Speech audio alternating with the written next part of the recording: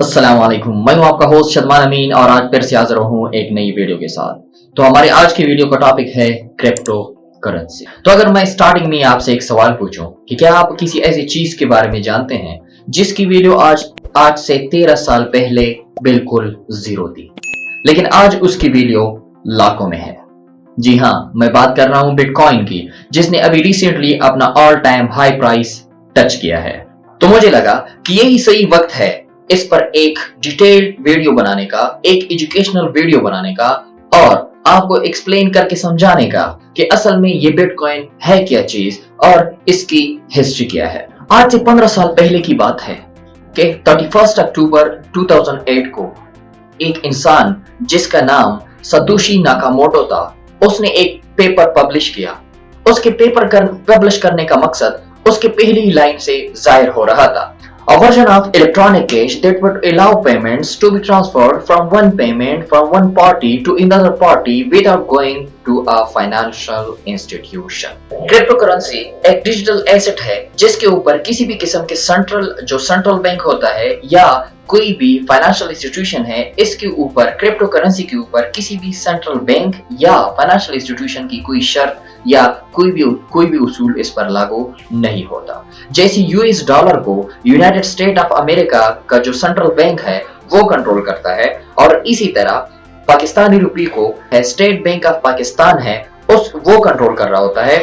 इसी तरह बिटकॉइन पर कोई भी सेंट्रल बैंक या कोई भी फाइनेंशियल इंस्टीट्यूशन जो होता है वो उस क्रिप्टोकरेंसी पर या बिटकॉइन पर अपने शराइत लागू नहीं कर सकता, वो उसको कंट्रोल नहीं कर सकता, क्योंकि क्रिप्टोकरेंसी जो है ये इसी उसूल पर काम करती है कि ये डिसेंट्रलाइज्ड है। मतलब इसका कोई सेंट्रल लोकेशन नहीं है जो इसको कंट्रोल कर सके। इस वक्त क्रिप्टोकरेंसी पर भी लाखों की ट्रेडिंग हो रही होती है, लाखों की ट्रेडिंग होती है क्रिप्टो मार्केट में, क्रिप्टो एक्सचेंजेस मार्केट में, जिस तरह शेयर्स की ट्रेडिंग होती है स्टॉक मार्केट में। दोस्तों, सतोशी के पेपर और क्रिप्टो करेंसी का आपस में जो लिंक है, अगर हम इस लिंक को फाइंड आउट करना चाहें तो हमें अपने इकोनॉमिक हिस्ट्री के कुछ इंपॉर्टेंट कंसेप्ट और एस्पेक्ट्स को जानना होगा, उनको समझना होगा। हमारे जो फाइनेंशियल सिस्टम है वो ट्रस्ट या भरोसे पर मुबय्यन होते हैं। करेंसी नोट और कॉइन्स की हमारे माशरे में वैल्यू इसलिए है क्योंकि ये गवर्नमेंट जो होता है वो इसकी गारंटी ले रहा होता है, उसने इसकी गारंटी ली होती है। इस वजह से हम उस पर भरोसा कर सकते हैं, हम उस पर एतमाद कर सकते हैं, हम उस पर ट्रस्ट कर सकते हैं। ट्रस्ट इसलिए कर रहे होते हैं, जैसे कि मैंने बताया कि मतलब इस पर क्या हो रहता है कि सेंट्रल बैंक या गवर्नमेंट की तरफ से ये गारंटीड होते हैं।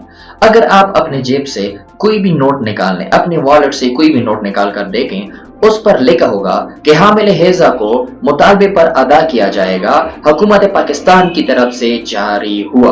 और इसी नोट के ऊपर जो गवर्नर होता है स्टेट बैंक ऑफ पाकिस्तान, उसके सिग्नेचर उस पर मौजूद होते हैं।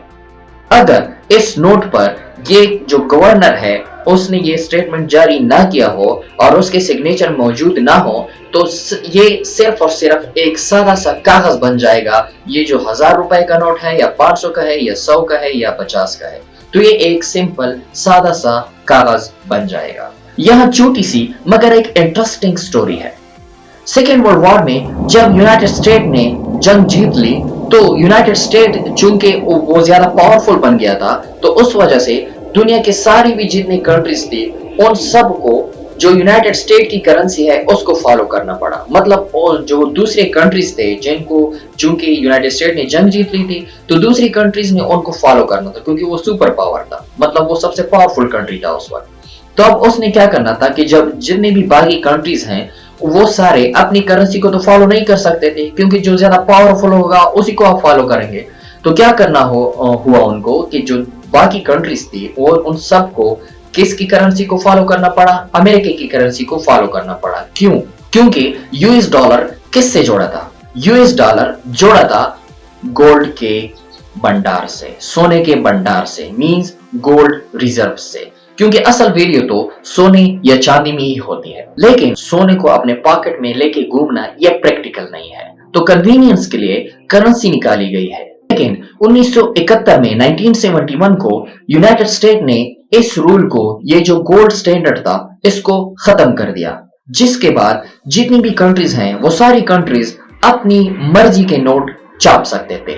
लेकिन इन सब से क्या लेना देना है क्रिप्टो करेंसी का या बिटकॉइन का? यही कि आप अंदाजा लगा सकते हैं दोस्तों कि जो गवर्नमेंट होती है, हुकूमत होती है, और इसके साथ साथ जो सेंट्रल बैंक्स होते हैं, उनकी पावरफुल या उनकी जो पावर होती है उसका अंदाजा इसी बात से लगाया जा सकता है कि उनके पास कितने पैसे हैं या उनके पास कितनी एफिशिएंट मॉनेटरी अवेलेबल है। दोस्तों, जब आप अपने पैसे बैंक्स में डिपॉजिट करवा रहे होते हैं तो आप बैंक्स को ये इजाजत दे रहे होते हैं कि वो आपके पैसों से खेलें, क्योंकि बैंक्स वाले क्या कर रहे होते हैं, वो ये कर रहे होते हैं कि आपके वही पैसे, डिपॉजिट किए हुए पैसे, वो मुख्तलिफ इंडिविजुअल्स को और इन्वेस्टर्स को देते हैं ताकि वो उन पर बिजनेस कर सके, और वो पैसे जो होते हैं वो डबल रिटर्न कर देते हैं उन बैंक्स को।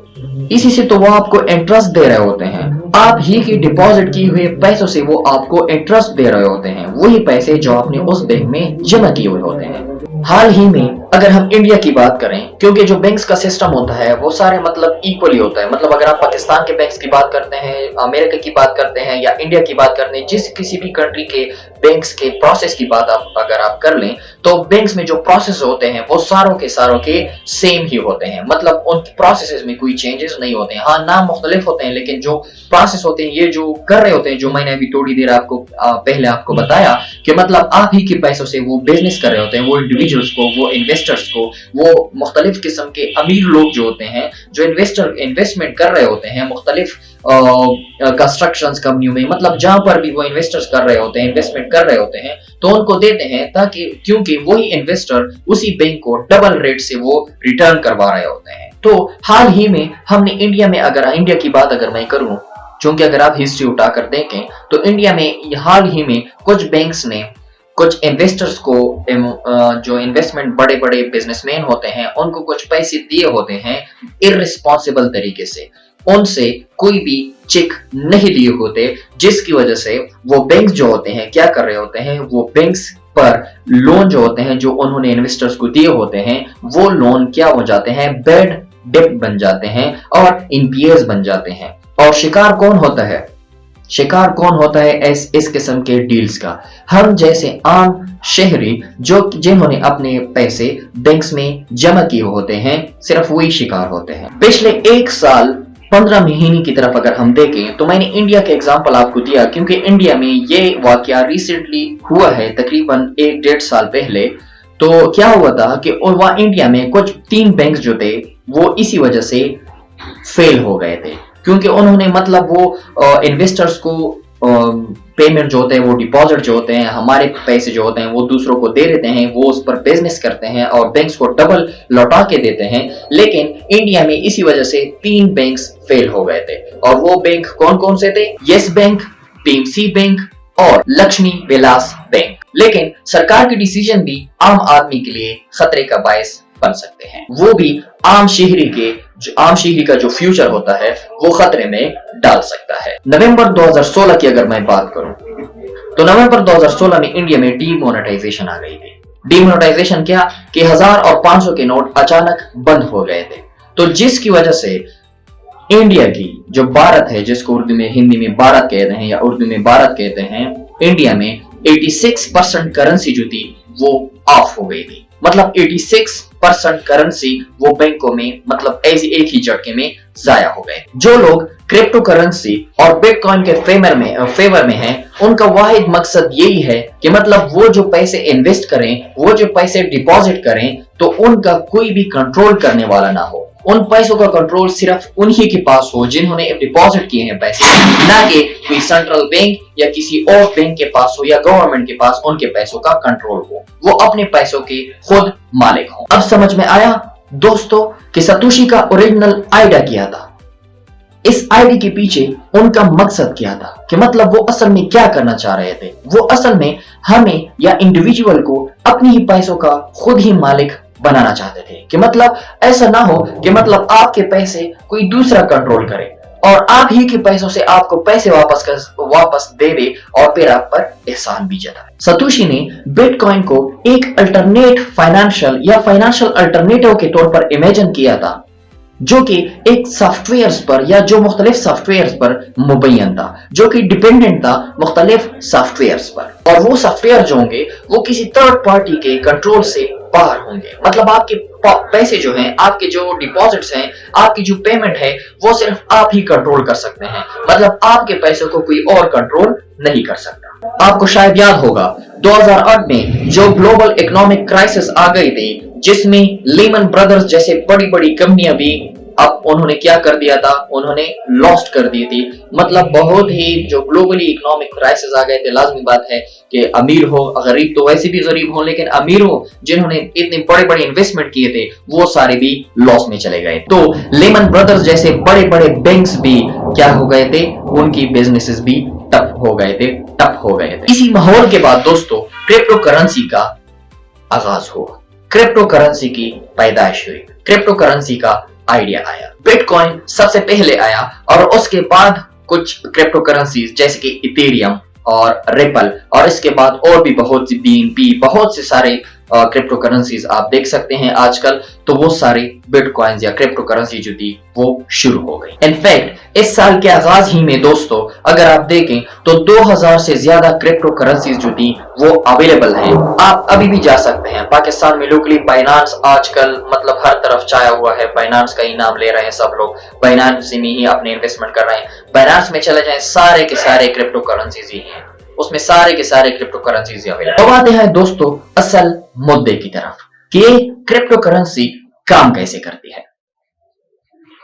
अगर मैं सच बताऊं दोस्तों तो क्रिप्टो करेंसी के काम करने के प्रोसीजर को सही तरीके से परफेक्टली समझने के लिए हमें डीप मैथमेटिक्स और एडवांस कंप्यूटर एल्गोरिथम्स आने चाहिए, जो कि मुझे नहीं आते हैं माजरत के साथ, जो कि मुझे नहीं आते क्योंकि उसके लिए बहुत ही कॉम्प्लेक्स इक्वेशंस और बहुत ही कॉम्प्लेक्स एल्गोरिथम्स यूज किए जा रहे होते हैं, जो कि आम आदमी के समझ से बाहर होते हैं। लेकिन बिटकॉइन, अगर आपने बिटकॉइन में इन क्रिप्टो करेंसी में इन्वेस्टमेंट करनी है तो उसके लिए बेसिक नॉलेज ही काफी है। बेसिक नॉलेज ही अगर आपके पास है तो आप वो बिजनेस कर सकते हैं। बिटकॉइन का एग्जांपल लेते हैं। सारे बिटकॉइंस के ट्रांजैक्शन का एक पब्लिक खाता होता है, एक पब्लिक अकाउंट होता है, जैसे लेजर कहते हैं, मींस डिजिटल फॉर्म। अब ऐसा समझ लो कि ये जो खाता होता है इसकी कॉपी हर एक सिस्टम पर मौजूद होती है, जो कि बिटकॉइन के नेटवर्क का हिस्सा होता है। जो लोग ये नेटवर्क या ये सिस्टम चला रहे होते हैं उनको माइनर्स कहते हैं। माइनर्स का काम क्या होता है? माइनर्स का काम होता है कि ट्रांजैक्शंस को वेरीफाई करना। मान लो कि एक अकाउंट ए है और एक अकाउंट बी है, और एक ए अकाउंट जो है वो बी अकाउंट को 2 कॉइन ट्रांजैक्शन देना चाहता है। तो माइनस का काम यह है कि ये जो ए अकाउंट है वो बी अकाउंट को 2 बिटकॉइन बेच तो रहा है, लेकिन क्या ए अकाउंट के पास 2 बिटकॉइन मौजूद भी हैं या नहीं है? तो ये काम होता है माइनर्स का कि वो ट्रांजैक्शन को वेरीफाई करें कि मतलब अगर कोई देना चाहे उसके पास उतने हैं उसके अकाउंट में, और अगर कोई लेना चाहे तो वो एलिजिबल है इसको लेने का। ट्रांजैक्शंस कंफर्म करने के लिए माइनर्स को बहुत ही कॉम्प्लिकेटेड मैथमेटिकल इक्वेशंस सॉल्व करने पड़ते हैं। अब ऐसा नहीं है कि वो पेन और कागज लेकर बैठ जाते हैं और सारे मैथमेटिकल इक्वेशन जो होते हैं वो सॉल्व करने होते हैं, बल्कि इसके लिए वो कंप्यूटर एल्गोरिथम्स को यूज कर रहे होते हैं, जिसके जरिए से वो इन मैथमेटिकल इक्वेशन को सॉल्व कर रहे होते हैं। मतलब इतना भी आसान नहीं होता, लेकिन चूंकि वो अपना सिस्टम होता है, वो इस सिस्टम को समझते हैं, तो इस वजह से वो इन मैथमेटिकल इक्वेशंस को सॉल्व कर रहे होते हैं। और जब वो mathematical equations, complicated mathematical equations solve हो जाते हैं, सारे कैलकुलेशंस कंप्यूटर पर ऑटोमेटिक किए जाते हैं। अब ये कैलकुलेशन हो तो जाते हैं, लेकिन ये याद रखें कि इनकी कॉम्बिनेशंस करोड़ों में होती है। इसलिए माइनर्स को बहुत ही कॉम्प्लेक्स और हाई प्रोसेसिंग पावर वाले कंप्यूटर्स चाहिए होते हैं, क्योंकि एक आम कंप्यूटर का या आम पीसी का इस किस्म के प्रोसेसेस करना बहुत ही नामुमकिन है। अगर मैं नामुमकिन बहुत ही को हटा दूं, नामुमकिन ही कह दूं, तो वो भी इसके लिए सही होगा। एक बार इक्वेशन सॉल्व हो गई तो नेटवर्क की दूसरी कंप्यूटर्स इस इक्वेशन को कंफर्म कर और ये ट्रांजैक्शन चेन में ऐड हो जाती है। ट्रांजैक्शन का एक ब्लॉक बन जाता है जिसको ब्लॉकचेन। और माइनर्स को क्या मिलता है ये सब काम करने के बाद? माइनर्स को इनाम के तौर पर मिलता है बिटकॉइन। क्या मिलता है? बिटकॉइन मिलता है उन्हें। इस सिस्टम को प्रूफ ऑफ वर्क कहते हैं, क्योंकि माइनर्स को ये सबूत देना पड़ता है, माइनर्स को ये दलील देनी पड़ती है कि हाँ, हमने ये कॉम्प्लेक्स प्रोसेसेस किए, मतलब इतनी कॉम्प्लिकेशन, इतने कॉम्प्लेक्स कैलकुलेशन किए, उसके बाद हमारे पास ये रिजल्ट आया, और उसके बाद ये ट्रांजैक्शन जो है हमने कंफर्म करवाई और हमने सही तरीके से की, तो इस वजह से उनको इनाम के तौर पर बिटकॉइन मिल जाते हैं।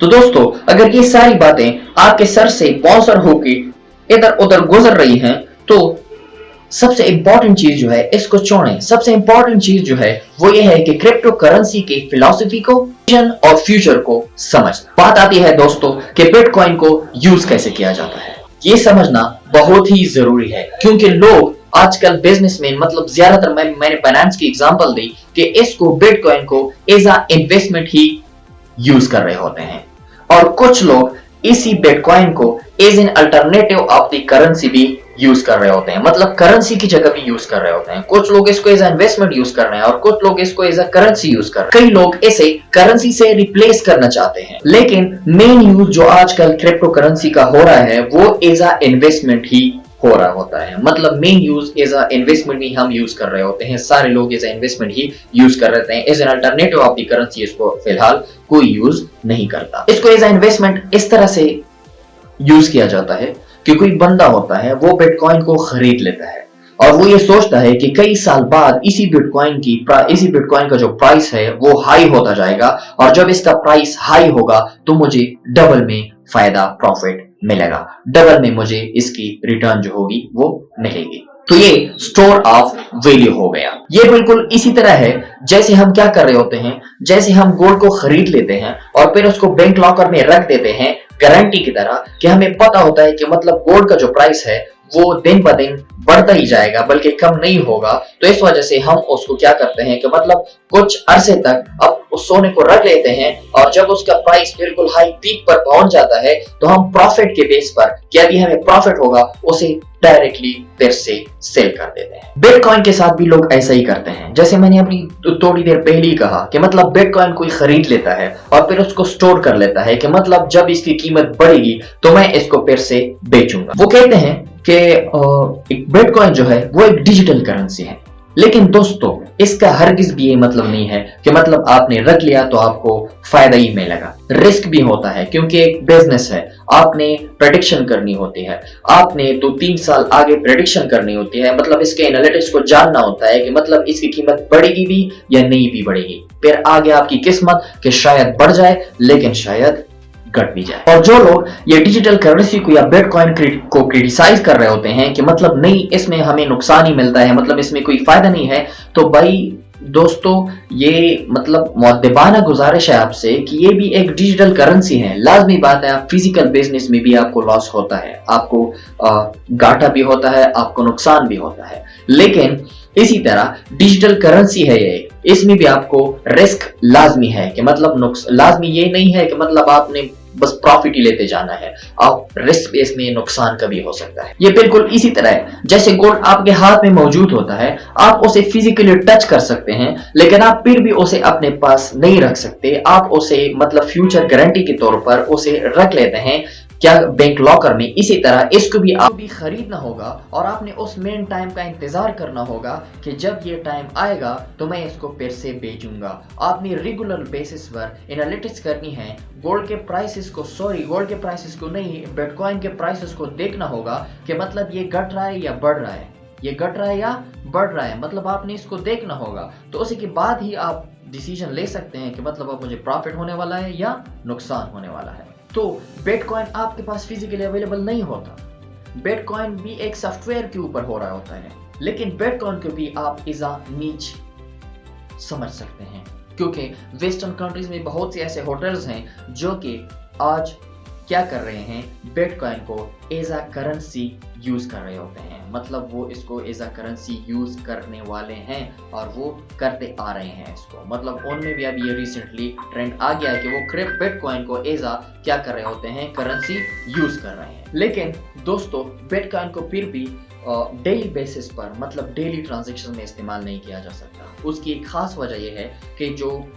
वन टाइम पेमेंट होती है, मतलब जो ट्रांजैक्शन होती है, एक ट्रांजैक्शन मिनिमम जो होता है वो 10 मिनट ले रहा होता है बिटकॉइन की ट्रांजैक्शन में, बिटकॉइन के ट्रांजैक्शन को प्रोसेस करने में।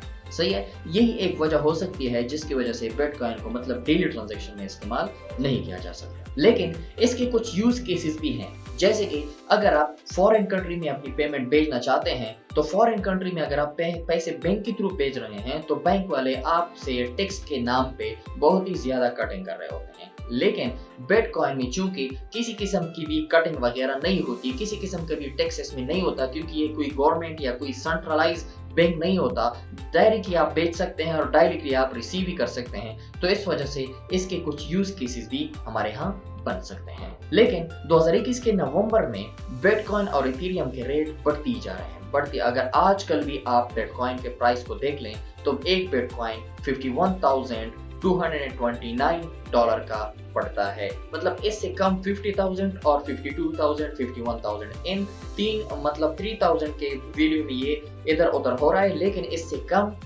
नहीं हो रहा। मतलब उस वक्त अगर आप 3-4 साल पहले देखें तो उस वक्त एक बिटकॉइन की कीमत 35,000, 38,000, 40,000, 42,000 थी। लेकिन अगर आज आप इस वक्त में अगर आप इसको देख लें तो आज की वैल्यू इसकी है 51,000 डॉलर, 51,000 रुपीज नहीं, 51,000 डॉलर का एक पड़ता है एक बिटकॉइन। और शायद ये भी आप जानते होंगे कि दुनिया की सबसे बड़ी ट्रांजैक्शन कंपनी जो है पेपाल, उसने भी अपने अकाउंट में, उसने भी अपने एप्लीकेशन में ये जो क्रिप्टो करेंसी का फीचर है इसको भी डाल दिया है। इसी तरह जीपी मॉर्गन बैंक जो कि क्रिप्टो का बिल्कुल कट्टर दुश्मन था, उसने भी 2017 में जब बिटकॉइन जो था वो अपने पीक पर था, वो अपने बुल रन पर था, मतलब वो क्या आग लगा रहा था कि मतलब बिल्कुल उसने हाई वैल्यू टच कर दी थी, तो उसने भी क्या किया कि इस बिटकॉइन की वजह क्या बिटकॉइन की तारीफ की, मतलब बिटकॉइन की तरफ वो भी आने लगा। और सबूत के तौर पर उसने क्या कर दिया, मतलब मैं ऐसी बात नहीं कर रहा,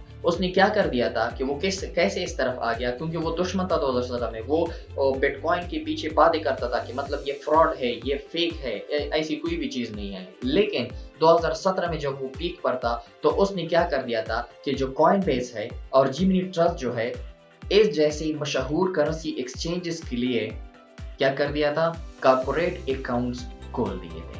thanks for watching the video. I hope कि आपको समझ आ गया होगा that what is crypto currency और इसकी हिस्ट्री क्या है, और आपको सारा सब कुछ क्लियर कट समझ में आ गया होगा। मिलते हैं नेक्स्ट वीडियो में, तब तक के लिए अल्लाह हाफिज।